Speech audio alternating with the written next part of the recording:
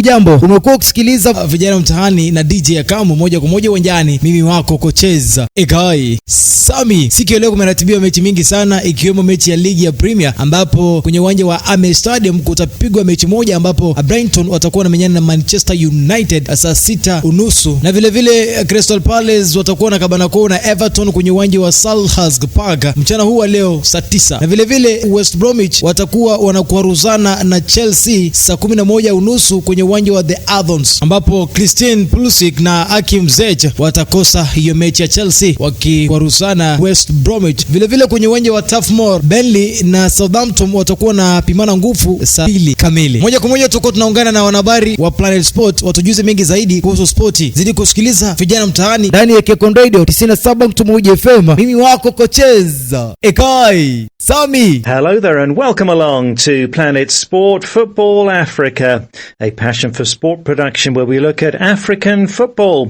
what's happening around the continent and what African players are doing overseas.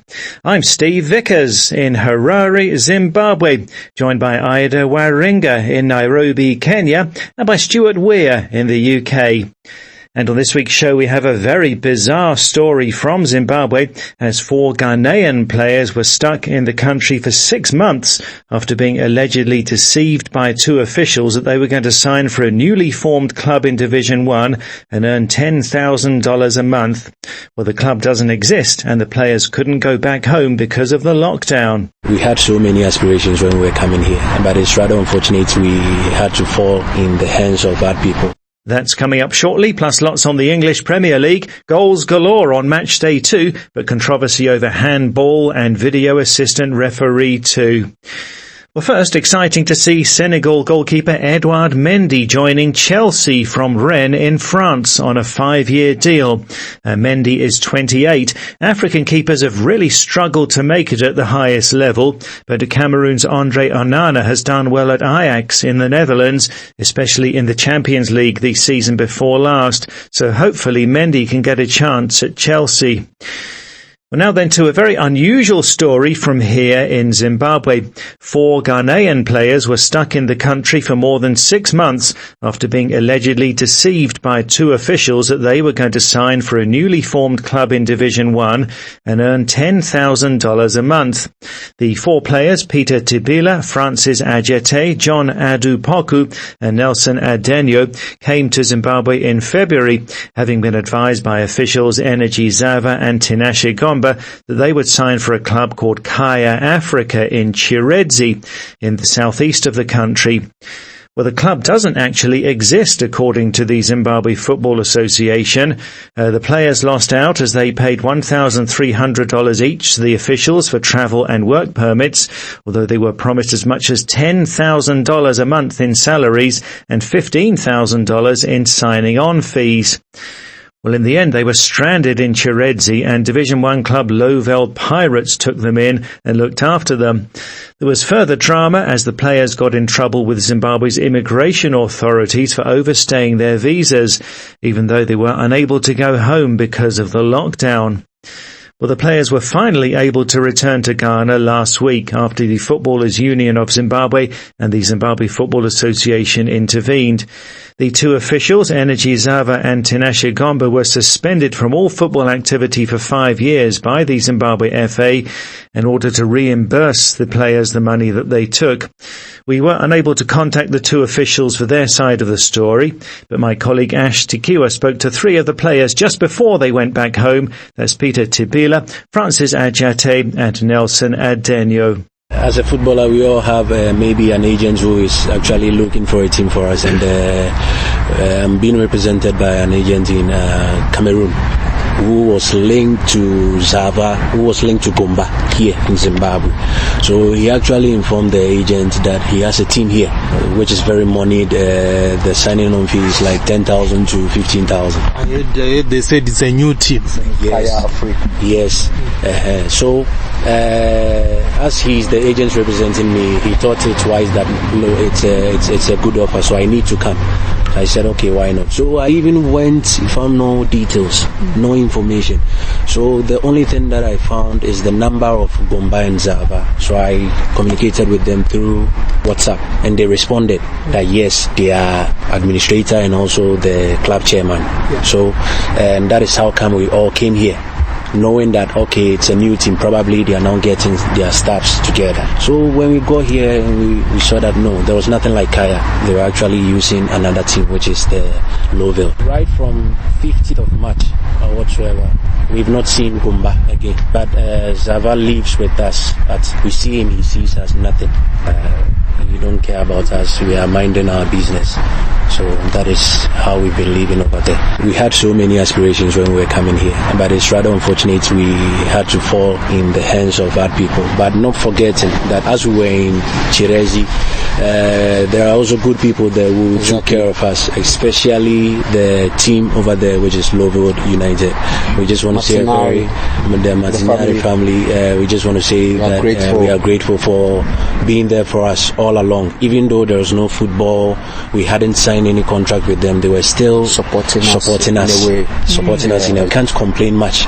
You know, the aspirations that we had, the kind of promises that were promised, then we got here, it was a different thing. So even though we were actually receiving a little, it is more than enough. Because we were willing to help the club, not because of this COVID we couldn't. We are grateful to God, everyone who helped us till now. We are grateful. God bless Zimbabwe. What do you learn from such? I mean, what do you have to do next, you know, when the future deals may come up? What we'll do is, God willing, maybe if they are about to start the league, then maybe we'll get a good offer. Why not? We'll come back. They say Ghana is better in terms of football. Why are you coming all the way here? It's all about money. Let me say, Ghana, there are a lot of players there. Talent. Here is a shortcut to make it to Europe or maybe SA. If like we were lucky, just a season, we just pass through here to Europe or South Africa. So I just say we're not. And we can blow our horns. You can verify from the Chirezi town what the impact, or when they saw us playing, everyone will witness that these guys are super players. So I won't talk much about our performance. You can check over there. Sum up Zimbabwe, your experience here and the people you've met, the bad and the good. It's a super country. Hospitality number one. It's a peaceful country. Exactly. When they get to know that you're a foreigner, they want to know, like, where are you from? What are you doing? Are you learning the language, Shona? What did you learn? So you can greet us. Mamukase. Tamuka Mamukase. Learning a bit of the language, that's the Shona greeting here in the morning. That's Peter Tibila, Francis Ajate and Nelson Adenyo speaking to my colleague Ash Tikiwa here in Harare. So as I say, we were unable to contact the two officials for their side of the story, but they were suspended from all football activity for 5 years by the Zimbabwe FA in order to pay back the players the money that they allegedly took from them. What a story, Ida. Promised salaries of $10,000 a month at a club that doesn't exist, paying $1,300 each to the officials for travel and work permits, and then unable to go home because of the lockdown, nearly going to prison for overstaying their visas, even though there was no way of getting back to Ghana, and then saying that they really enjoyed their time here in Zimbabwe. You couldn't have made this one up, could you? You really couldn't. It's honestly such a bizarre story, this one, Steve. I mean, just when you think nothing more could go wrong, it does. And I think it speaks to a lot, you know, and the desperation especially. I mean, people out here, Steve, are really trying to make it. And sometimes the ambition can blind someone to the reality. And well, it would be easy, you know, to say that they should have done more research and that maybe that would have saved them the thousands of dollars and even more importantly, all that time. But it's also hard to know just how deep the lie really went. And it seems it's now a blame game between the parties involved, with reports that the bogus Cameroon agent who started this entire mess is now blaming Gomba, one of the officials who the players say took off. and really hasn't been seen for some time. It would be funny if it also wasn't just so unfortunate, you know. And the thing is, Steve, that it's not the first time in 2020 that we're seeing a story of Ghanaian players getting stranded. Remember the post that went viral in June of Ghanaian players begging to go back home? They were stranded in Ethiopia during the pandemic, and there were over 20 players, Steve, living in terribly bad conditions after the Ethiopian Football Federation prematurely cancelled the season.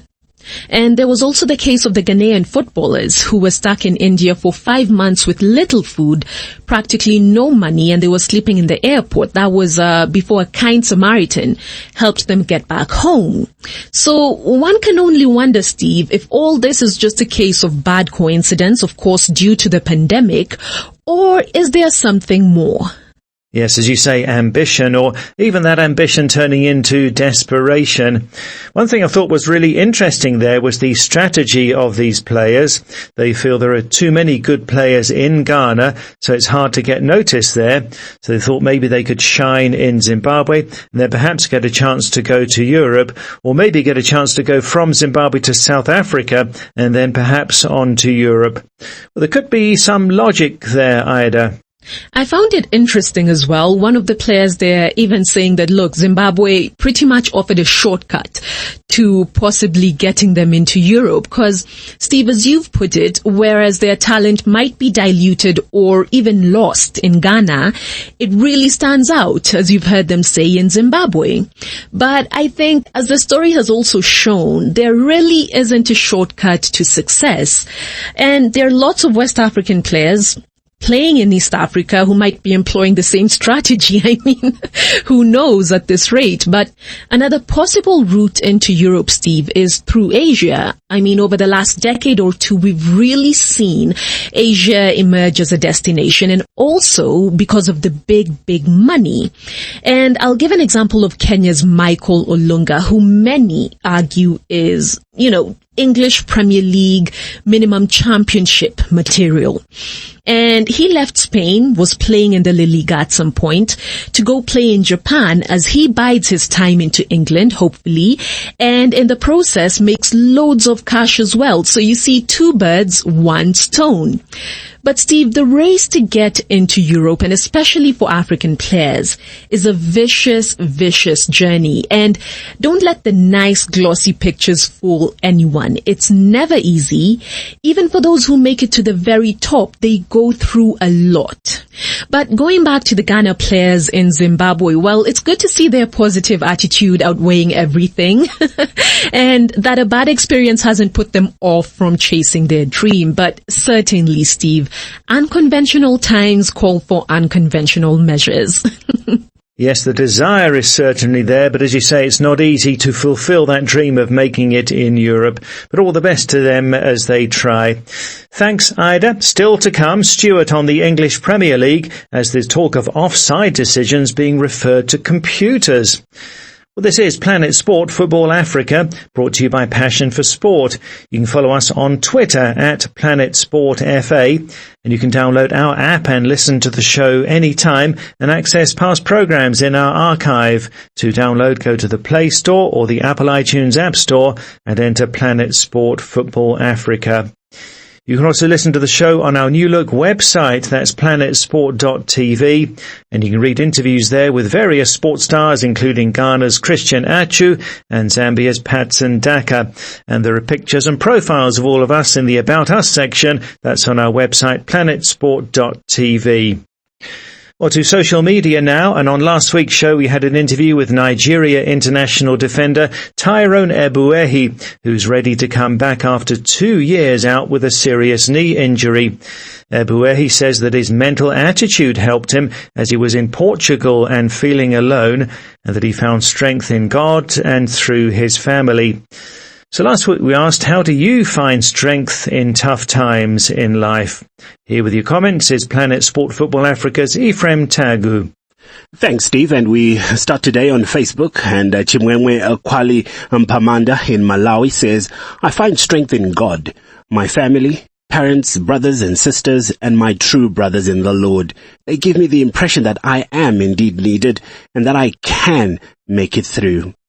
Turning now to WhatsApp, and John Moono in Zambia says, well, to me it seems we all have different reactions to situations that befall us.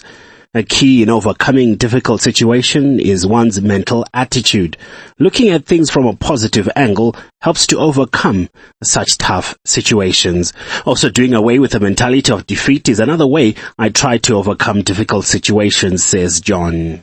Medlove in the Gambia says, I find my strength in tough times in the Word of God, the Holy Bible. In the book of James, chapter 1 and verse 2, it says, consider it pure joy, my brothers, whenever you face trials of many kinds, because you know that the testing of your faith develops perseverance. Momodu Turai, also in the Gambia, also finds help in his faith. I find my strength in tough times only in Allah, he says. Frida Vihenda Okachi in Kenya has 3 ways to combat tough times. First, a powerful positive attitude towards the situation and accepting the reality of things which are beyond my control, says Frida. Secondly, I believe prayers do wonders and can turn anything and everything from negative to positive. And thirdly, I ask for help from friends and those who can help me during the tough times. Mwilinga Mbolwa in Zambia has a very similar outlook. For me, when tough times arise, I face them head on, seek advice from elders and engage in prayer, says Mwilinga. One thing is for sure, tough times do not last, but tough people do. To Malawi now, and Francisco Dodoma says, I find that family, friends, church and other peers can help me. However, it's not easy to make it through the tough times. And it's always good to receive your voice notes on Planet Sport Football Africa. And here's Ebrima Kante in the Gambia. I'm so much sorry for the defender. I know it is very difficult as a professional player to, come back through difficult injury, but as he said, it is all about his faith in God and then his family. I personally, if I'm going through a difficult time, I only turn to the Creator and then through the support of my family so that I can overcome those challenges. So Ebrima agreeing there that it's the help of God and his friends and family that enables him to get through the difficult time. Sulemani Barry, also in the Gambia, is going through a tough time himself now. Actually, it's hard to explain how I cope with the tough times because I am facing the same feeling now, says Sulemani. It's hard and painful when you see your friends or teammates are playing while you are on the sidelines for a whole 2 years without kicking a ball.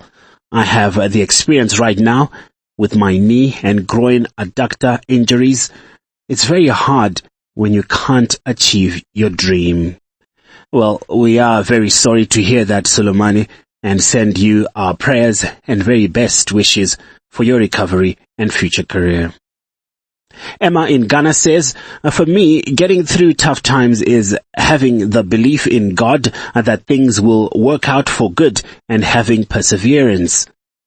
Modu GJ Koli in the Gambia also finds strength from his faith. Okay, I have to be patient and believe in Allah and never lose hope, says Modu. David, also in the Gambia, says something similar. Well, I pray to God and hope for the best from him and my family, says David. Emmanuel Harry is in Malawi and he says, I face tough times by restoring my courage and commitment to achieving my intended dream. Don't ever give up, he says. And Sylvester in the Gambia agrees, well, it's all about putting your trust in God and being ready to move forward towards your dream, says Sylvester. And our final comment today comes from Ecclesiastes in Uganda. God is the only answer, says Ecclesiastes. His word, the Holy Bible, provides us encouragement to be true ministers of God. God is our strength. He is a consuming fire, and if we have God with us, no weapon formed against us can prosper. So there you have it, Steve. Many of our listeners this week mentioned the help they get from friends and family in difficult times, but even more important, for many correspondents, it's the strength and help they get from their faith in God, that takes them through the difficult times. Well, thanks a lot to Ephraim. That's Ephraim Tagu there. And thanks to all who got in touch. We've got more on this on our website. That's planetsport.tv. In our blog section, there's a look at tips on tackling tough times. It's a very encouraging blog, this one. So you can go to our website, planetsport.tv, and click on our blog section, and you look for tips on tackling tough times. Well, let's go to the English Premier League now, joined by our European football expert Stuart Weir. This weekend's big game is actually on Monday. That's Liverpool against Arsenal. Let's go back to last weekend. Exciting, high-scoring games. Last Saturday and Sunday gave a record weekend average of 4.88 goals a game. So, Stuart, is this what we can expect all season? Well, Steve, Leeds United are definitely the team to watch if you want goals. They played 2 games in the Premier League, winning 4-3 and losing 4-3, so lots of entertainment there. But I can't give you any explanation as to why we're seeing so many goals. But there is one interesting statistic. In the first 2 weekends, we had 18 Premier League games, 7 home wins and 11 away wins, raising the issue we discussed last season as to whether home advantage without spectators doesn't actually matter. And on the issue of spectators, I'm really sad to say that because of the increase in COVID in the UK, the government is introducing stricter lockdown measures and has warned football that they may have to continue without spectators for the next 6 months. Wow, so empty stadiums likely to continue for quite some time. Now, Stuart, last week you told us about the latest handball rule, that if the ball hits the shoulder, it's not handball, but there's still confusion there, and more confusion with the video assistant referees, the VAR, as well. I think we're actually in a situation where we no longer know what constitutes handball. We used to talk about deliberate or intentional handball, which was penalised, and accidental handball, which was ignored. But when Llorente scored a crucial goal in the Champions League for Tottenham, putting the ball into the net with his arm, this led to a change in the law. Llorente's goal was allowed to stand because the handball was not intentional. The interpretation of the law then became that a forward could not gain any advantage from an accidental handball. But that led, of course, to the anomalous situation where an accidental handball by a forward was penalised, but the same accidental handball by a defender was not. Then we were told it was all about the position of the arm. If the arm was in a natural position, sometimes called the body silhouette, then it could be hit without a foul. But last weekend, in the Crystal Palace Manchester United game, there was an incident which everyone thought was quite ridiculous. Victor Lindelof was running back towards his own goal when the ball was kicked against his arm. It was clearly not intentional, but because his arm was not in the silhouette position, a penalty was awarded. That just seemed complete nonsense. The silhouette argument may be fine for someone standing, but you cannot run without moving your arms. Another telling factor was that Jordan Ayew, the Palace player nearest to the incident, did not appeal for a penalty, and the referee on the spot did not in real time award a penalty, but he was then instructed by VAR to check his monitor. What followed compounded the farce, or the varse, as people are beginning to call it. De Gea saved Ayew's penalty. Manchester United cleared the ball and Rashford had a shot at goal. Then, literally 17 seconds after the penalty save, VAR informed the referee that De Gea had actually been fractionally in front of the goal line when the penalty was taken and the kick needed to be retaken.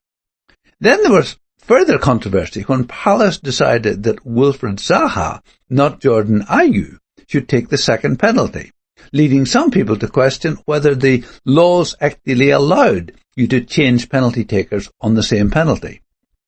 But overall, it's difficult not to conclude that the whole incident has been embarrassing and that VAR and its interpretation is ruining the beautiful game. There was another incident which disturbed me. During the Aston Villa-Sheffield United game, referee Graham Scott gave a straight red card to John Egan for allegedly pulling a player back and denying a goal-scoring opportunity. But what disturbs me is the way the decision was made.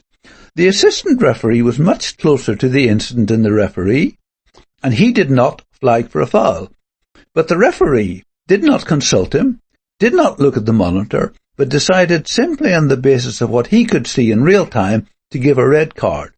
Then, of course, there was a lengthy VAR process, which decided it was not a clear and obvious error and couldn't be overturned.